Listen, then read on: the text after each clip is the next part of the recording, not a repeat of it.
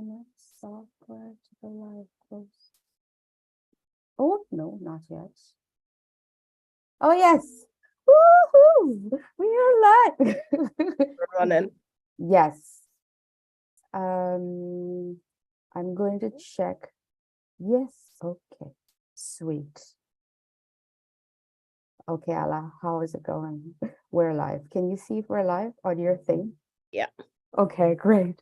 Oh, I really get like you can feel the back of my ears go like really warm with all the tech, but okay. Anyone who's listening, oh wait, I'm gonna hit record. I'm gonna do it now.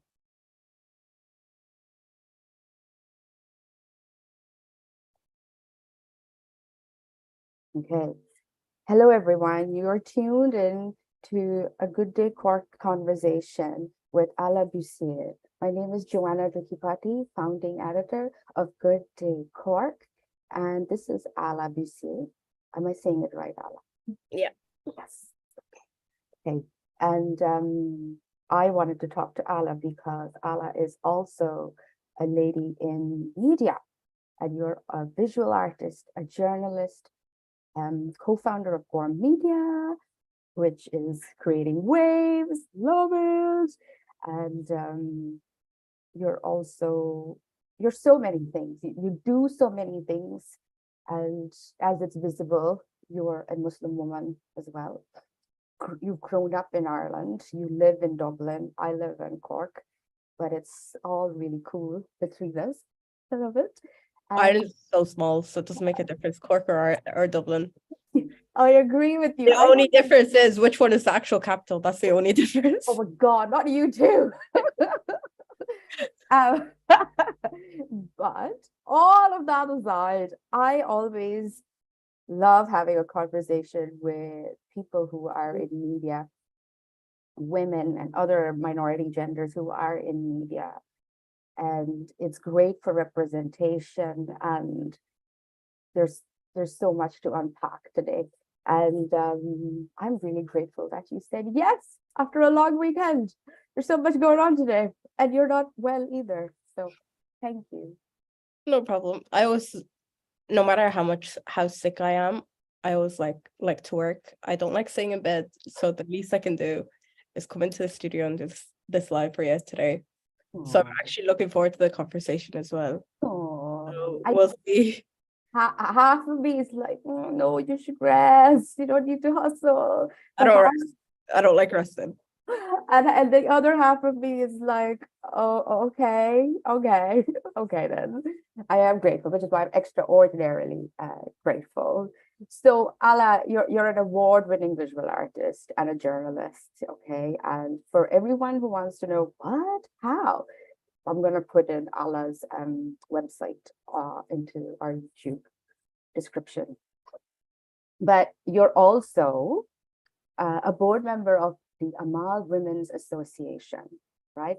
Will you please tell me what is the Amal Women's Association and what is the key focus of your work at the association?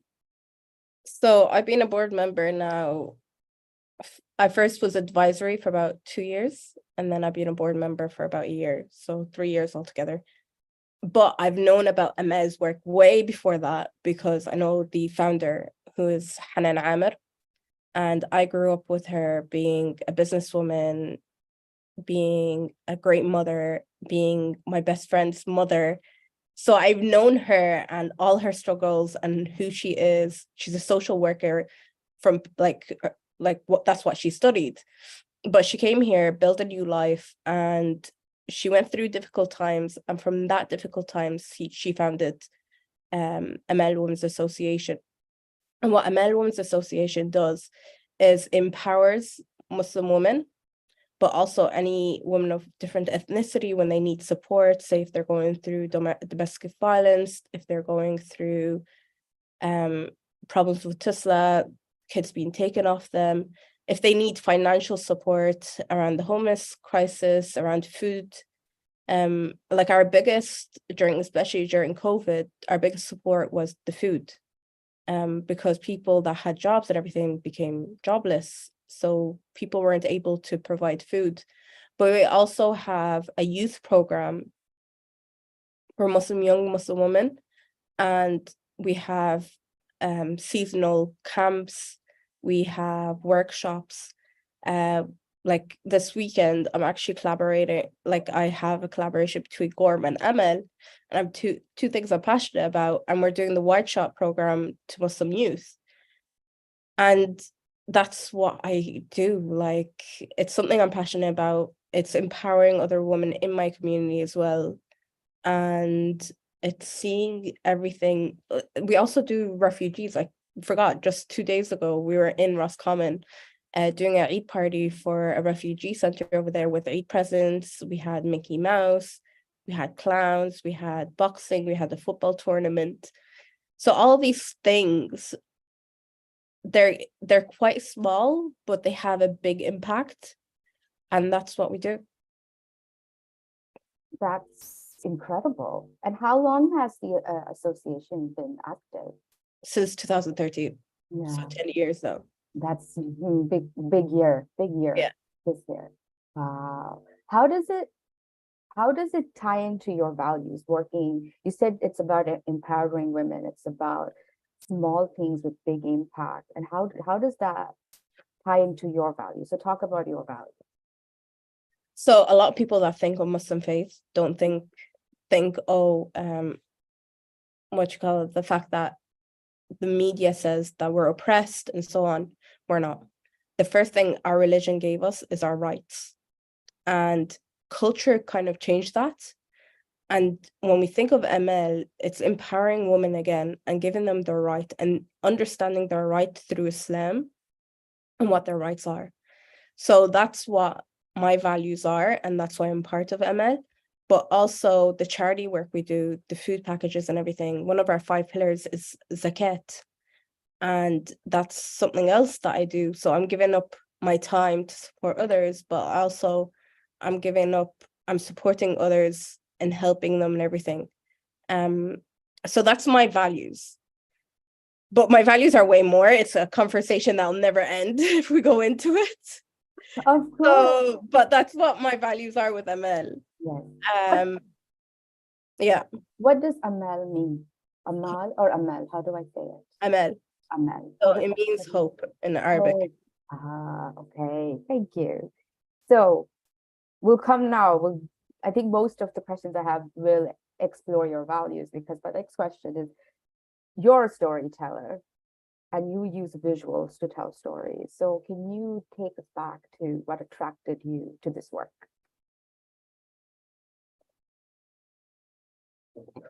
My journey with visual photography, like visual art, started all from me holding the camera at the age of 6. My dad made sure we all understand the media, my dad being a journalist himself. So it's a power that he gave us to empower us and to become in the next phases. Like two of my brothers are social media influencers as well. So I'm not the only person in my family that's in the media industry. I think it was a given. If you asked me about when I was younger, if I was going to be a photographer, I'd be like, probably something in the medical sector, like the normal Arab Muslim girl would say. But somehow I remember having a conversation with my cousin for my first visit to Libya. And I remember telling him I was going to be a photographer and not believing that I was going to be a photographer because it wasn't really a realistic one. But I also had political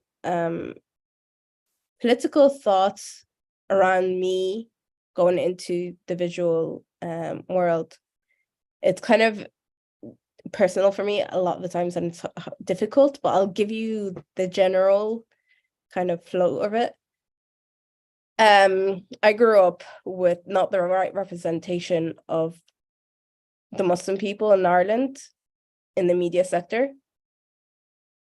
And I wanted to have a voice, and someone in our community to have a voice. Not everyone that comes and talks on our behalf represents us, and we all have different voices.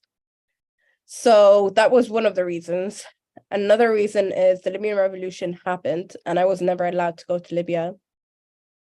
And it was a big change. It meant that there's hope for me to be able to go to Libya and get to know myself, as much as that hope might not be there anymore, but I'm still working on it. I got to document the protests. I got to go to Libya in 2011 and document everything that is there. And I wasn't even a professional photographer at the time. It's just how it happened. I had a camera, I had a voice, and I just wanted to document everything because it was going to be part of history. And that made me the decision to go into photography. And I remember in first year, I shared a photo a few days ago. In first year, our assignments were things I wasn't interested in at all. Like I was taking pictures of landscapes. I was taking pictures of sunsets, random portraits. And they were all, as much as like they're beautiful imagery, but they didn't represent me and my artwork. And I remember my first political one was labeled, and it was about racism. And at the time, racism wasn't spoken about at all in Ireland, like at all.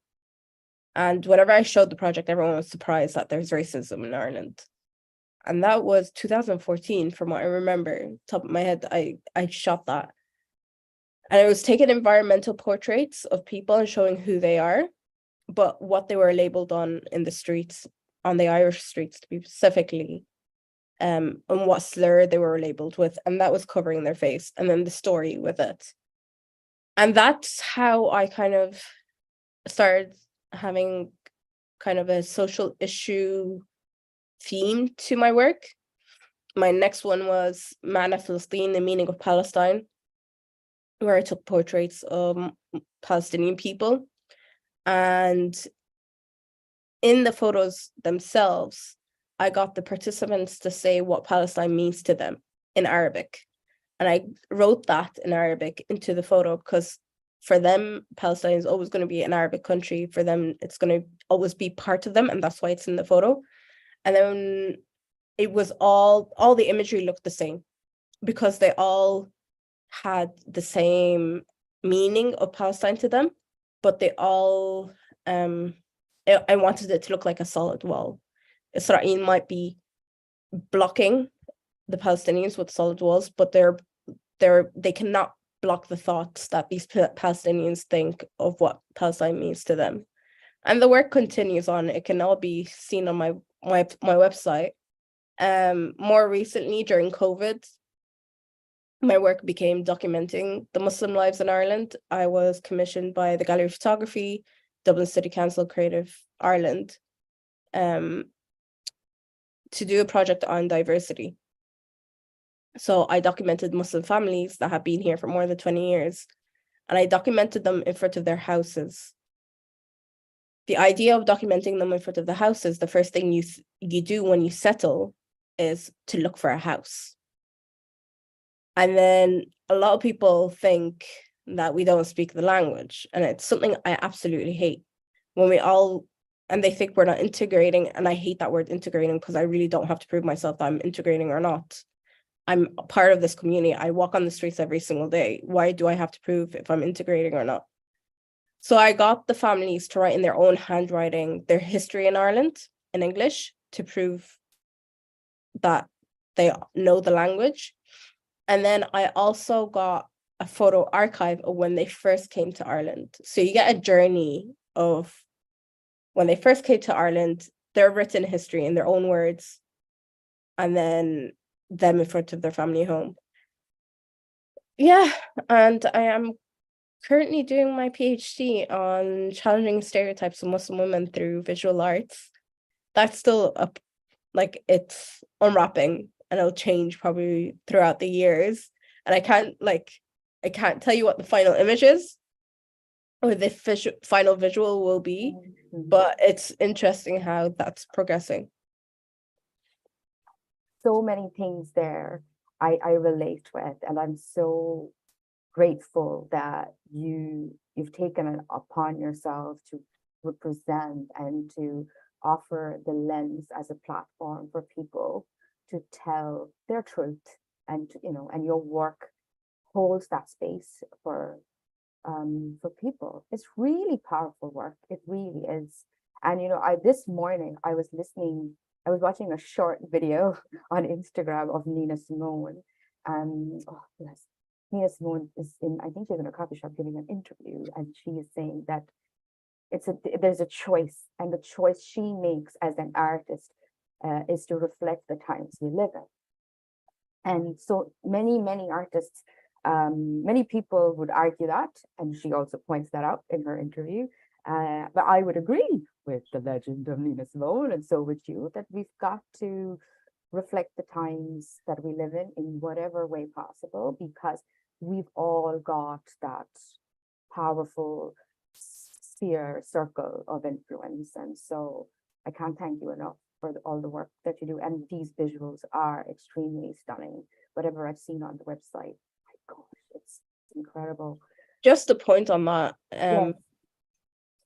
I used to use photography as a tool to empower. But now with my practice developing, I find me trying to, like, I'm making it about me if I'm trying to empower them. Yes. So that's why my practice has changed into a socially engaged practice, where I just give the tools and the people make their own artwork. Yes. Because how much am I going to have in control? Like, how much am I going to control? Yes. And if I'm controlling, that means I want to see what I want to see, but I want them to show what they want the viewers to see. Yeah. So my artwork has changed, like from when I started photography to where I am now. Big change. And it's going to change as you evolve as an artist. And you just said with your PhD, you have no idea what this visual is going to look. So it is a very provocative journey for you and for us as well, who are consuming the people, the lives of the people in their words, using visual media as the platform, Our next question is, could you tell me about a time you faced a challenge and how did you overcome it? There's lots of challenges, and I find life every single day a challenge. It's interesting. Like, I don't think I ever had an easy life, and I'm grateful for that, because if I had an easy life, I would have not become who I am today. But there's a lot of things that might be obvious that I might challenge, like being a Muslim woman that wears a headscarf. You can think of the challenges I faced there. But I also have dyslexia and ADHD, and that has its own challenges as well. Like, when I remember when I first started photography, my course was a lot of theory. Like, you would be surprised at how much theory there was, because it was photography. For all you know, it's like all practical, but there was way more theory than there was the practical. Or maybe there was a bit of a balance, but because of my disabilities, it was overwhelming how much theory it was. And the amount of times that I was like, that's it, I'm done. I can't do this anymore. And I still was like, okay, you know what? If I'm going to give up now, I'm going to give up on everything else later on. And there's no point of me giving up later on. Like, it'll become a habit, if that makes sense. So I got through first year, second year, third year, fourth year. I remember I hit burnout. And I had to take a gap out of my course. And everyone thought, when I say everyone thought, literally even my family thought, I'm not going back to my course. I'm not finishing my course. But because I was so passionate about my topic and my subject, I was like, okay, I'm breathing again. How the hell am I going to go through these challenges? And I started finding, like, as much as there's a disability office in the universities, I don't think it's enough a lot of the times to give support around these challenges. And I was like, how am I going to find? I found softwares to read for me. I found Grammarly to, like, proofread. And then literally I'd stay all day just writing I remember I had the thesis, and that literally nearly choked me. But the day I submitted it, honestly, I was so proud of myself. And I think, I remember even when I went into first year of uni, I had a meeting with my lecturers and they asked, oh, where do you see yourself in 4 years' time? And I was like, I'll be doing a master's. And I was the only student there that had ambitions of doing a master's. And as much as I developed creatively, like I believe there needs to be a balance of creative and theoretical, because you can't make creative work without have the theoretical backup. You need to understand the photos you create. You need to understand the stories you create. You need to understand the backgrounds of everything that you're creating, because then you might be creating something that can be read differently. And somehow I remember that year, and it was 2017, 2018, and it's the biggest year that I struggled with my disability. And now I'm doing a PhD. I'm like, how the hell did I get here? How the hell did I get here? But I'm here. I'm here. And I just submitted my chapter 1 of my thesis for my PhD. Again, I'm speechless, because first of all, thank you for keeping it so real and finding the strength in yourself to say that. I'm really, really grateful. I'm grateful because people need to know. People need to know that what we see at the surface is not everything. Everyone's got something or the other that they're struggling with. And the other thing, what I'm really grateful is that you have pointed out this huge gap in education. And we're all talking about equity, equity, equity. Where was the equity there to help you thrive? You were one of those people who found the resources within themselves to get to the stage where you're going to do this PhD, and that might, I don't know, was it exhausting? You said it was feeling like choking. Must have been so exhausting. It was, Yeah. but you get used to that exhaustion. Yeah. You actually, as much as it is, I'm telling you, like, whoever's watching this, don't get used to it, and it's really toxic. Thank you. Yes, don't get used to it. It doesn't have to be like that. And I wish I could hug you. I wish this was in person. I could hug you, or at least if you would allow me to touch your hand, because it is exhausting to do something that you're so passionate about, and to show up day in and day out when everyone's given up on you, and you can only credit yourself. So, and to all the tech that's available. Honestly, there. Yeah. I don't think everyone gave up on me. Okay. Ooh, who didn't give up on you? Yeah. No, I did have my support. Like I'm grateful for my parents, and I'm grateful for my brothers, and I'm grateful for my friends I had. And I remember I wrote everyone's name into the thesis, like where you tag people. And I throughout the years, like for me, it wasn't just the help in the thesis. Like throughout the years, I named everyone that helped me, and I'm grateful. I'm really grateful. And I'll never forget that. Like, even my project itself was really intense. At the time, Survivors in the War on Terror, and it was interviewing Irish hunger strikers and Guantanamo Bay prisoners and finding the similarities between both. And at the time, I never worked video before, and my brother was videographer, so I was getting his support, and I was putting him through hell. I knew I knew how to direct it, but I didn't know, like, I'd sit down and edit, and it'll take me forever, so he'll edit for me, and I'll never, like, I'm always grateful for that. So there's little things, like, I'll always say it wasn't just me. I'm grateful for the support that I had behind me as well. Yeah, there's the support there. You've pointed out the support that's required to be able to do the quality of work that you expected out of yourself. You've also pointed out that the support office is not going to ever be enough. Yeah, there's a lot of gaps there, and whoever's listening and who's got power to make things better for people with visible and invisible disabilities. Is that the right word? Invisible with disabilities. We've got to do better. It's got to normalize asking people what are their access needs for anyone, all the time, anywhere, even for a night out. What is your access needs today? That should be the normal. And there's no need to be embarrassed about asking that question, and no one should feel like, oh, should I say anything? No, please say something. And then of course there'll always be that layer. Would you agree, Ala? There's always going to be that layer of being a woman, and then you put your culture and religion, all of those things, they add, and then no Yeah. wonder you're exhausted. Ooh.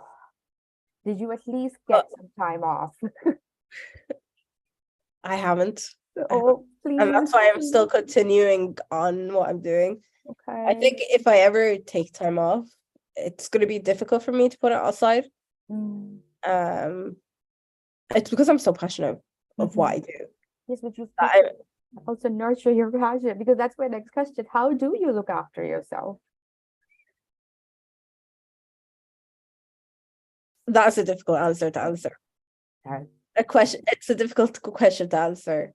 Okay. Because I'm just on the run 24/7. But that fuels me. Like me getting up in the morning, it excites me. The fact that I'm coming into work and everything. But I know at some stage, I'll probably have to compromise something. And I'm not looking forward to that decision whenever that day comes. But until then, I'm still going on a Fast and Furious kind of drive for as far as I can go. The Fast and Furious original, the first ever movie, or does it matter? Just any Fast and Furious? As long as it doesn't end with the final one, I'm happy. Okay, you're happy. Okay, how does this success make you feel? One, definitely happy. How else does it make you feel?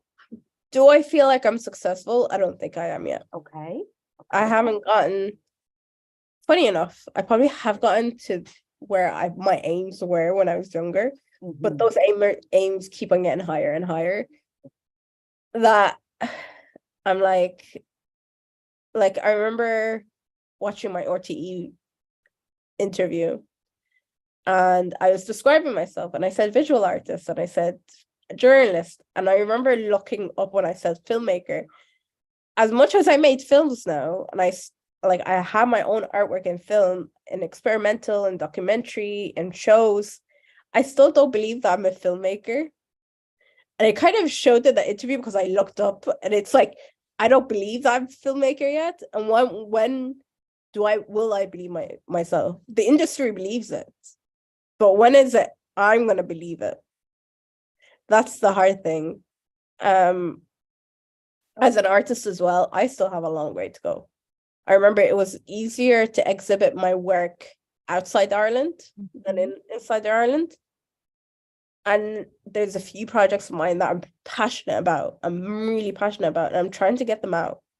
And they're just not getting anything. And that brings in self-doubt. And I absolutely hate the fact that brings in self-doubt, as much as I am in belief that my work is great and it needs to be seen. But I hate the fact that there's other people that have to look at it and believe in it for it to be seen. And that's what pisses me off. I hear your frustration. I totally bear witness to your frustration. And also, I do want to point out that for everyone who is watching at any time, whenever you tune in, this is how some artists are. They are extremely reflective, constantly reflecting and thinking about how their work can be and what does it mean to them. Artists define success based on their own values. And so no matter how much fangirl Ala thought, she's gonna be like, no, I don't know I'm there yet. And of course you have a long way to go, Ala. Of course. It's an exciting space for you. But also the other thing is, as much as I'm critical of my work, yes, I'm also trying to empower. Am I really empowering with this work? That's the other. So there's two sides. Yes. Reflection. Yes. Am I really empowering? As long as I don't feel like I'm still not empowering, I think there's still for me to go up. But my reflection, it's fine. It's gonna go up and down. It's the empowerment bit that I'm always gonna be thinking about. Yeah. Oh, that's lovely. I wish I could work with you someday on something. You're more than But welcome up to the studio anytime. thank you. I want to know what's next. You gave a few hints there, but is there anything you want to talk about? What's next for you?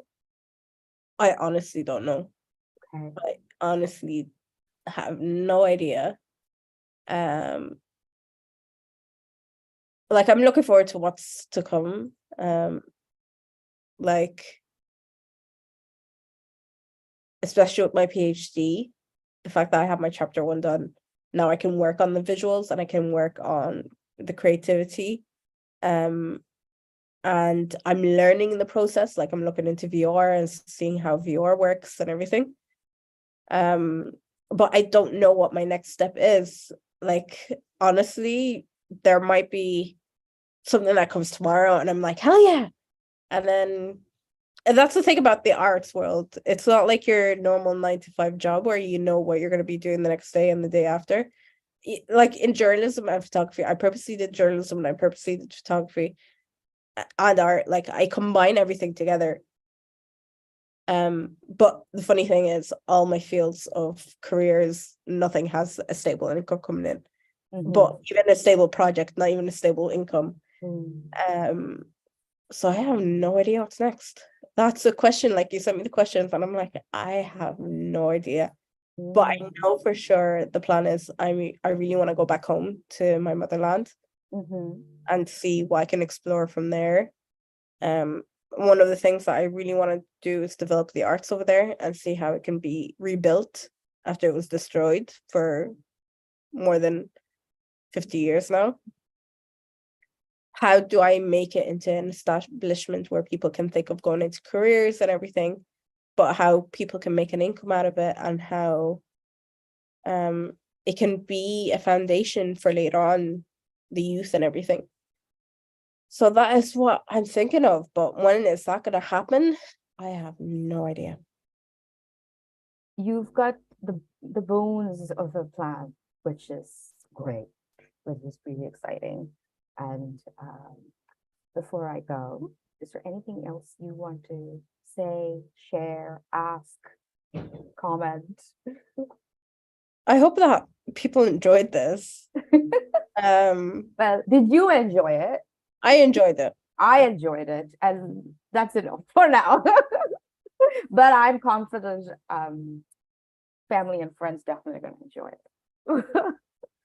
If they watch. If they find the time to watch. Yeah. Is there anything else you wanted to say? No, that is all. If anyone ever needs help or anything, feel free to send me an Instagram message. I'm willing to support as much as I can. Is that what you prefer, an instant message instead of an email? Instagram is so much easier, so I can send a voice message. Ah, there we go. Everyone's heard that. Yeah, also, I'm the person that voice messages. Yeah, but also please mind Ala, because Ala needs a break, in my opinion. No, I'm fine. Have a look at what is coming next in Gorm. We have a few projects, so yes, congratulations on that, all of you. Bravo. Yeah. So we have the Now You Know launching next week, next Tuesday exactly, on Virgin Media. Yeah. And then we have Fresh Perspectives that is around the corner, and another seasons of This Is Them. Yeah. So that has been a lot of work. Yeah. And congratulations to all of you. The workshop program as well is great. I'm still giving the workshops, and it's amazing the community that you work with and how the youth are really interested in filmmaking and what the next generation in filmmaking is in Ireland as well. So yeah. That's brilliant. Thank you. And inshallah to all your plans. Okay, it's going to be great. Yeah, it's going to be great. I am so excited for everything that you do, and for everything that Gorm does as well. I truly am. I love it. Anytime I see an update, even that silly meme of all of you coming to work out of remote. I don't agree with those memes, by the way. I take life too serious when they shoot. I know. Yeah, you're in the little video, like just looking like guys, we've got work I'm to like, do. Come on, yeah, no. I'm done. I'm done. Can we get this over and done with? I was trying to like, Ala's so serious. I wonder if she's had it up to here with this. I take life too seriously, sadly enough. Oh, I wish I could come and, you know. But you've got plenty of people around you who balance all the energy out. So it's great. Yeah. It's all good. Well, thank you so much, dear. I really, really, really am grateful that you took the time, even though you are unwell. And yeah, have a lovely week and and look after yourself. Okay. I will. Have a good day. See ya. Ciao. Bye.